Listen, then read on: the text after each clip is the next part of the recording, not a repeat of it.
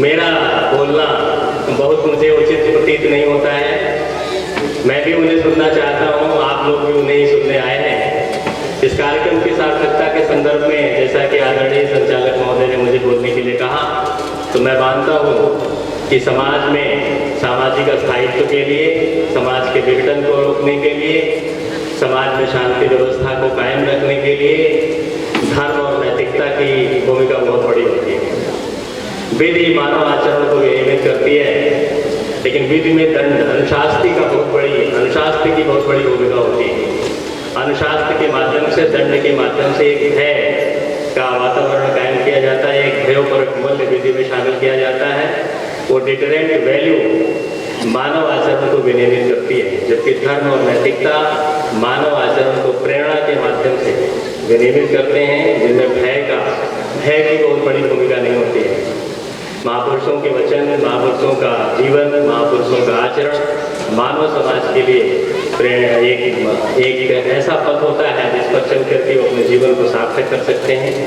मैं समाज में कई बार समाज की एक अवस्था होती है, एक अवस्था समाज की एनॉमी जिसको कहा जाता है, जिसको सरल इंग्लिश में नॉर्मलेसनेस कहा जाता है। उस अवस्था में समाज के जो स्तंभ होते हैं, जो पायदान होते हैं, वो विचलित नजर आते हैं। उसमें युवा के लिए कंफ्यूजन की स्थिति होती है, वो समझ नहीं पाता। जिसको भी रोल मॉडल करता है, जिस अभिनेता को, जिस नेता को, जिस अध्यापक को वो रोल मॉडल के रूप में चयनित करता है, अब वो रोल मॉडल से उसको कहीं न कहीं विचलित होता है। उसकी आकांक्षाएं, उसकी अपेक्षाएं जो है प्रभावित होती हैं, और ऐसे में वो कंफ्यूज होता है और समाज की दिशा परिवर्तित होती है। कई बार वो आपराधिक गतिविधियों में भी शामिल होते हैं, और ऐसे में ऐसे कार्यक्रमों के आयोजन का महत्व बढ़ जाता है, और ऐसे में युवा अपने रोल मॉडल को चयनित कर पाते हैं और उनके पथ पर अग्रसरित होने के लिए संकल्प ले पाते हैं। मैं ऐसे कार्यक्रम के आयोजन के लिए कमलेश जी को बधाई देता हूँ। मैं आभारी हूँ कि उन्होंने मुझे बोलने का अवसर दिया। मैं ज़्यादा आपका समय नहीं लेना चाहता। मैं चाहता हूँ कि संत समाज को आप सुने, और मैं भी उन्हें सुनने के लिए यहाँ आया हूँ। आपने मुझे बोलने का अवसर दिया, आपको धन्यवाद। आप सभी लोगों को पुनः एक बार धन्यवाद।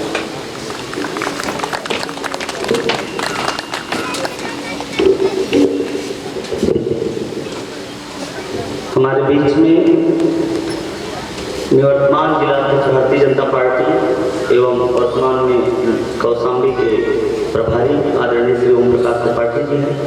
मैं चाहता हूं कि आपका जीवन, आप भी एक शिक्षक हैं और आध्यात्मिकता से ओतप्रोत आपके वक्तव्य होते हैं जो ऐतिहासिक होते हैं प्रतापगढ़ में। मैं चाहूँगा कि 2-3 मिनट संक्षिप्त रूप में महाराज जी का स्वागत वंदन करते हुए आप अपने भाव व्यक्त करें। गंगा गोमती सई के नीर से अभिसिंचित काशी प्रयाग अवध की हृदय स्थली, भगवान श्री राम के वन गमन से पवित्र इस जनपद प्रतापगढ़ की धरती पर हम पूज्य संत जन का आप सबके तालियों के विड़राहट के बीच में हम हार्दिक स्वागत करते हैं, अभिनंदन करते हैं। आज हमें गर्व गुरुजी की जंग आया, गाड़ी निकल गई तो घर से चला साफ, मायूस हाथ मलता वापस भी रंग आया। ये गाड़ी निकल जाएगी उम्र की, शरीर की, तो फिर कुछ हाथ लगने वाला नहीं है। इसलिए जब तक शरीर में ताकत है, जब तक तुम्हारी बुद्धि काम कर रही है, तभी तक इस संस्कार संस्कृति को जीवन में अपना करके हमें समझ लो कि हमारा मुख्य ग्रंथ क्या है। अभी भी बताऊंगा नहीं, मैं लास्ट में बताऊंगा, अभी भी सस्पेंस है क्या है मुख्य ग्रंथ। इसलिए आज हमें उन लोगों की आवश्यकता है जिन्होंने पहले विश्वगुरु चलाया, जिन्होंने देश को विश्वगुरु बनाया, जिन्होंने देश को सोने की चिड़िया बनाया। इसलिए आज हमारे कमलेश गिरी जी ने ये जो प्रयास किया है, कमलेश गिरी जी ने ये जो मेहनत की है, आज देखिए सबका सम्मान होगा, लेकिन कमलेश गिरी जी का कोई सम्मान नहीं होगा। इसको कहते हैं समर्पण, इसको कहते हैं लगन, इसको कहते हैं आत्मीयता। इसलिए मैं डॉक्टर साहब से अनुरोध करूंगा कि वो कमलेश जी को माला पहना करके उनका सम्मान करें, उनको संस्कारी और वृंदा रखें। बादशाह का आशीर्वाद उनके जीवन में काम आएगा।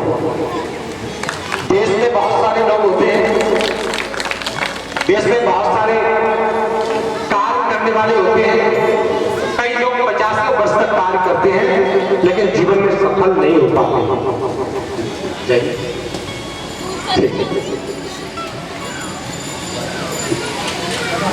बोलिए वृंदावन बिहारी लाल की, सच्चिदानंद भगवान की, शंकराचार्य भगवान की, धर्म सम्राट स्वामी कृपात्री जी महाराज जी, हर हर महादेव। इससे हमारी संस्कृति संस्कार जितने मजबूत होंगे उतना ही अपने देश को अपने समाज को मजबूत बना सकेंगे। और कमलेश जी जो प्रयास किया है, और मुझे कहने में कोई संकोच नहीं होता है कि कमलेश जिस गोस्वामी समाज से है, इसी गोस्वामी समाज ने देश को विश्व गुरु की पदवी को प्राप्त करवाया। एक राजा के मंत्री हुआ करते थे, राजा के सिपह सलाहकार हुआ करते थे, सलाह देने वाले यही लोग हुआ करते थे। इनकी बुद्धि का वर्चस्व पुराने राजा लोग माना करते थे और उसके अनुसार राज्य को चलाया करते थे। आज पुनः इसी गोस्वामी समाज ने देश को एक नई दिशा दी है, एक दशा दी है। और इस संस्कार संस्कृति को बढ़ाने में यदि ये चाहते तो और भी कई तरह के कार्य कर सकते थे, और भी कई समाज कर सकते थे, और भी बहुत सारे लोग कर सकते थे। लेकिन इन्होंने उन सब की चिंता न करते हुए ये राष्ट्रीय संत सम्मेलन संस्कार संस्कृति को लेकर के किया, जिससे आपके बच्चों पर असर आए, आपके परिवार पर असर आए, आपकी पीढ़ी पर असर आए। इसलिए ये गोस्वामी समाज आगे भी इस तरह के कार्य करते रहे, और उन्होंने जो किया है वो अपने आप में बहुत बहुत सराहनीय है। इसलिए यहाँ का जो गोस्वामी समाज है अपने आप में बहुत तत्पर, और इन्होंने यहाँ पर एक केंद्र की स्थापना की है। आदि गुरु शंकराचार्य सेवा आज उसकी आधारशिला रखी। धीरे धीरे वो अपने पूर्ण रूप में परिणत होगा, और वहां पर आने वाले सभी आगंतुकों के लिए, संस्कृति के लिए, संस्कार के लिए, देश प्रेम के लिए वहां संस्कार का केंद्र बनेगा।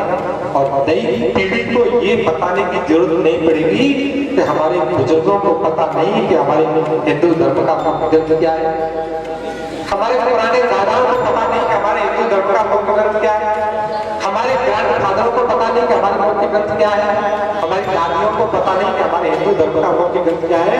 वो सारे का सारा क्या है, वो संस्कृति संस्कार का केंद्र ये स्थान बनेगा, और ये अपने आप में प्रतापगढ़ का अद्वितीय स्थान बनेगा।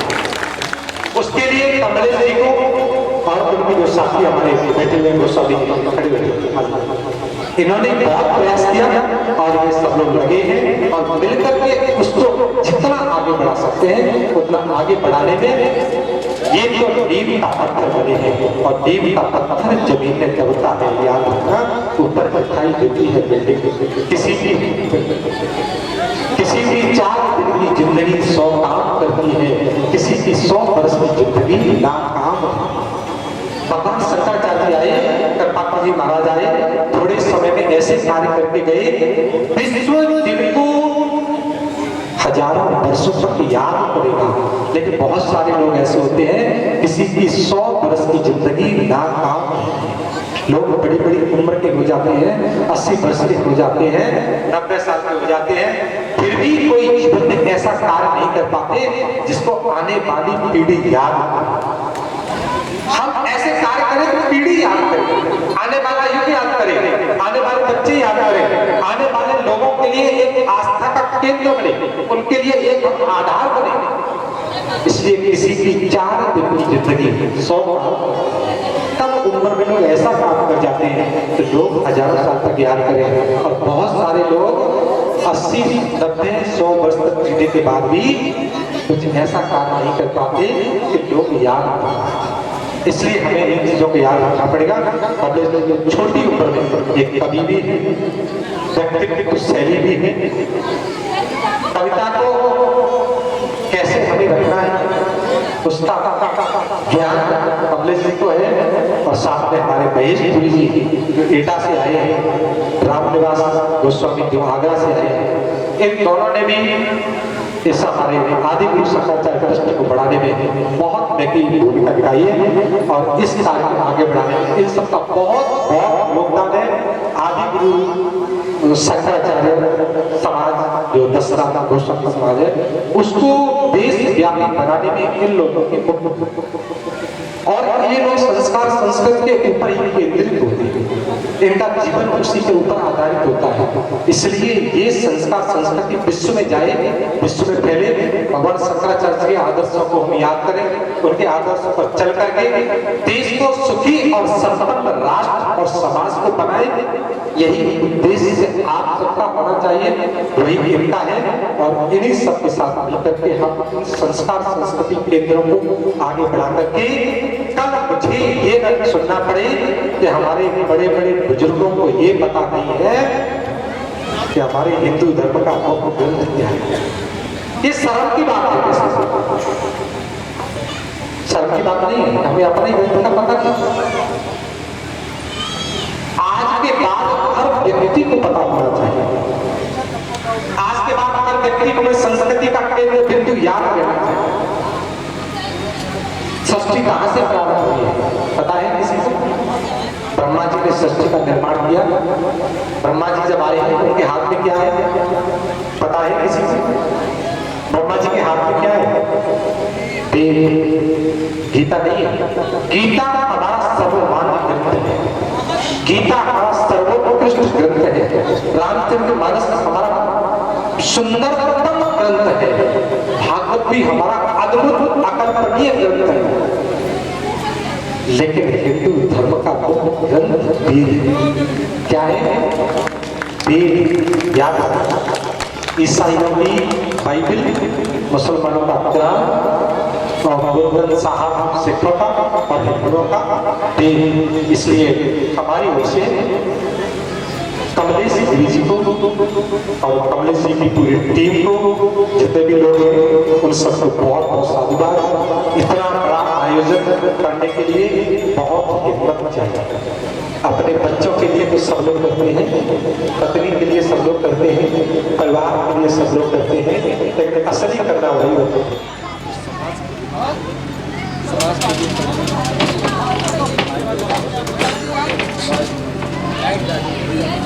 लाइट लगा, लाइट लाइट लाइट भाग के जाइए, लाइट वाले पास लाइट। सामाजिक जीवन और राष्ट्रीय जीवन को पवित्र पद के रूप में आलोकित करने का काम किया है। मैं अपने छोटे भाई के प्रति कृतज्ञता ज्ञापित करता हूँ, धन्यवाद देता हूँ।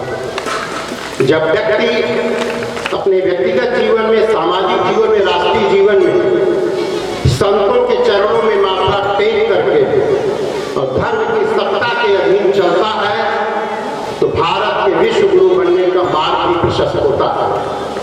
एक बार पूज्य संतों के श्री चरणों को प्रणाम करते हुए हम अपने यशस्वी जिलाध्यक्ष माननीय हरिओम मिश्रा जी, जिला महामंत्री अशोक मिश्रा जी और अपने किसान मोर्चा के जिला उपाध्यक्ष अरविंद बहादुर सिंह सहित संपूर्ण इस क्षेत्र के धर्मानुरागियों का और लोकतंत्र के चतुर्थ स्तंभ कहते हैं लोग, मैं इसको मूल स्तंभ मानता हूँ, अपने मीडिया के सम्मानित मित्रों का स्वागत करते हुए अपनी वाणी को विराम देता हूँ।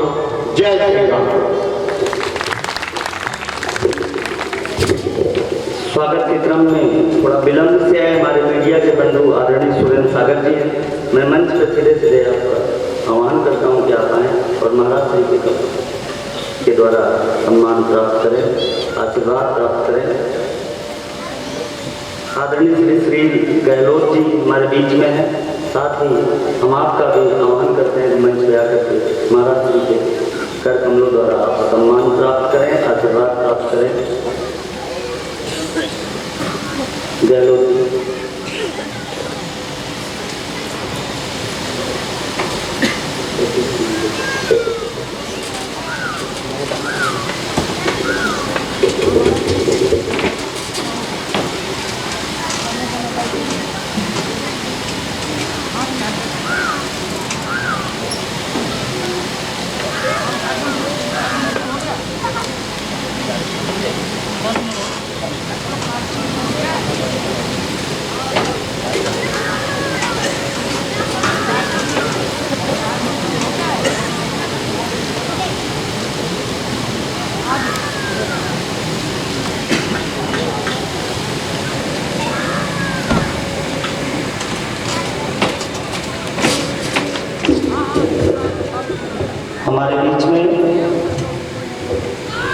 सहजता और सरलता के प्रति बहुत ही कुशल व्यक्तित्व के धनी और भारतीय जनता पार्टी प्रतापगढ़ के यशस्वी जिलाध्यक्ष आदरणीय हरिओम मिश्र जी से मैं चाहूँगा कि 2 मिनट आप अपना विचार चिंतन और महाराज श्री और महान श्रद्धालुओं को अर्पित करें। हमारे बीच में आदरणीय अरूप शंकर मिश्र जी का आगमन हुआ है, मैं उनका अभिनंदन करता हूँ। आदरणीय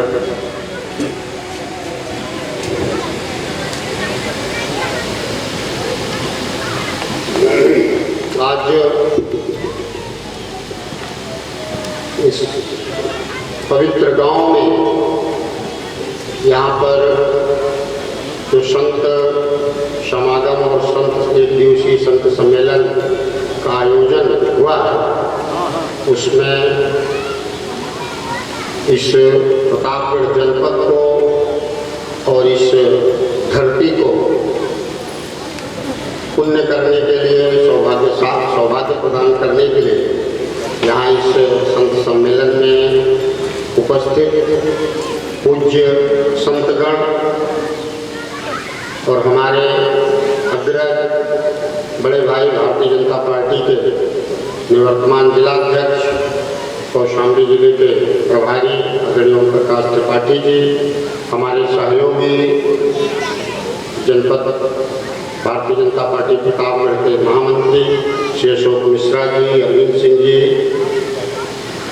और हम सबको यह सौभाग्य देने वाले हमारे इस संग्रामगढ़ मंडल के मंडल अध्यक्ष और इस कार्यक्रम के आयोजक, संयोजक, नियोजक जो भी कह लिया जाए, ऐसे हमारे गिरी जी एवं आपके सम्मानित चाचा जी जो इनको सतत सामाजिक कार्यों के लिए, धार्मिक कार्यों के लिए और सद्मार्ग पर चलते रहने के लिए प्रेरणा देते हैं, आदरणीय चाचा जी एवं उपस्थित इस क्षेत्र की सम्मानित सज्जन माताओं बहनों एवं युवा साथियों, भारत की कल्पना निश्चित रूप से बिना संत के संभव नहीं होती है। भारत कभी वैभवशाली रहा है तो उसमें निश्चित रूप से संत का योगदान रहा है। इसी कारण से दुनिया में जब लोग फल फूल खाते थे, पत्तों की, पेड़ों के छाल और पत्ते से अपना तन ढकते थे, कहा जाता है कि उस समय भारत की यह वैभवशाली संस्कृति, भारत का ज्ञान और भारत का विज्ञान इन संतों के कारण से चरम पर थी। आज कहीं न कहीं इस प्रकार के संत सम्मेलन की आवश्यकता पड़ती है, तो कहीं न कहीं यह इसका क्षरण हुआ। आप सभी को संत समाज का, संत वृंद का मार्गदर्शन मिलेगा, जीवन जीने की कला मिलेगी। किंतु हम सब सौभाग्यशाली हैं, यह क्षेत्र सौभाग्यशाली है कि पूज्य स्वामी करपात्री जी महाराज की यह धरती आज फिर से उस अपने वैभव को, जो संपूर्ण दुनिया में सनातन धर्म को, सनातन धर्म की धाक जमाने वाले, और ये कहा जाए तो शायद अतिशयोक्त नहीं होगी कि जिस प्रकार आद्य गुरु शंकराचार्य ने संपूर्ण दुनिया भर में, इस पृथ्वी लोक में, भारतवर्ष में उन्होंने एक धर्म की स्थापना के लिए पूरी भारत के अंदर घूम करके और स्थान स्थान पर देश के चारों तरफ पीठों की स्थापना किया था। पूज्य करपात्री जी